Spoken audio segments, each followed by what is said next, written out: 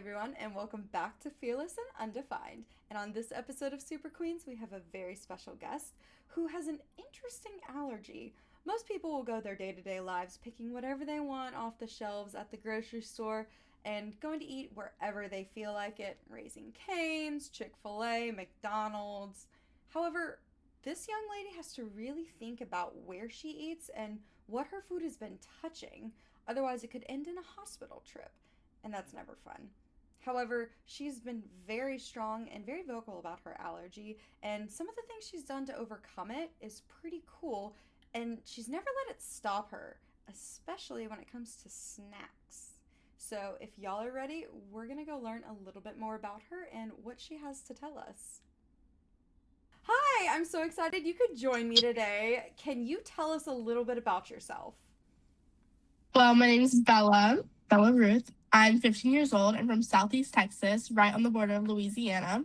My title is International United Miss Texas Junior Teen, and I have a very, very severe gluten allergy. Okay, and so how does this allergy affect you in your day to day life? Because I know some people will be like, oh, I'm lactose intolerant, or I'm gluten intolerant. But having the word allergy makes me kind of think that it's a little bit more than just your stomach hurts. Am I correct? Yeah, it's a lot more than that. There's been times where my throat has closed up. I've had to go to the emergency room because I couldn't breathe for like hours on end. But it's a struggle in day to day life because I can't really go out with my friends and go out to eat because we have to find a restaurant that's safe for me to eat at that has a designated fryer for anything I'm going to eat, or I have to ask the chef to change their gloves between everything that I want to eat. So life's kind of hard. So, knowing that you have specific food needs that make sure you keep up with, not getting sick or anything like that, how does this affect you and keeping your energy up on long pageant weekends? I have lots of snacks. I'm a big snacker. So they just released gluten-free Cheez-Its, which I am ecstatic about. I bought like 5 boxes when they released. They were all gone within a week because I'm a big snacker. And so I just bring snacks with me. Like last time I was at a big national pageant, I had like 3 snackle box. Oh my gosh, 3 snackle boxes in one day. And I have no regrets. So, packing, it sounds like a lot of your packing is food and snack wise, kind of comparison to where other girls will just make sure they have 15 different changes of clothing for a weekend. It kind of sounds like you have to make sure you have a ton of snacks and food for you for a weekend. Am I correct? Yeah, because I can't just go to the store and get what I want because a lot of places just don't have anything, and I can't go out to eat wherever I am because I don't know what restaurants are safe for me to eat at. Unless there's a restaurant that's also in my hometown that I know is safe for me to eat at, I won't go out to eat somewhere. Okay.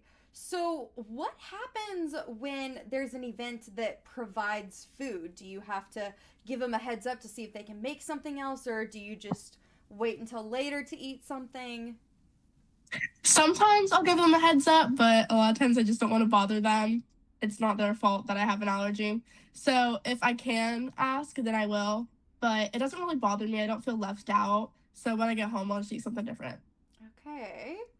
And how do you usually pack for long pageants that are like a week long or potentially longer than that, knowing that you can't truly eat food that may be provided or being able to keep up your energy? Maybe the restaurants inside a hotel don't have much food that you can eat yourself. What do you do in those scenarios? Whatever my mommy tells me to do. So if she tells me to pack a bunch of snacks, I'll pack a bunch of snacks. If she tells me that she's handled, I don't just listen to her. Okay, so what is? I know you said the Cheez Its. What's your go to after pageant meal knowing that you can't have gluten in anything?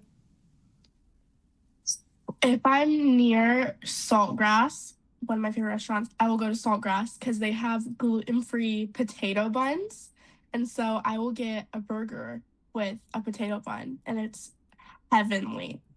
Oh, that sounds really good. I've never been, and I think I might need to try that. Is there anything else that you want to be able to share with everyone about what it means to have this allergy and how it inspires you and you overcome it, even though there are a lot of obstacles, it seems like, in your day to day life with this? Well, I've actually started to try to incorporate my allergy into my platform, Dear J, with eating disorders because my cousin, who I started Dear J for, has a gluten allergy way worse than I do. And it played a part in her eating disorder to where she was scared to eat anything. And so it affects people day to day. It's not just me. And gluten allergies suck. Well, thank you so much for being able to share just a little part of your life with us. And I know you have a national pageant coming up this summer, and I will be cheering you on. And I cannot wait to see the impact that you make on others' lives and being able to share that story, especially about your cousin. Yes, ma'am.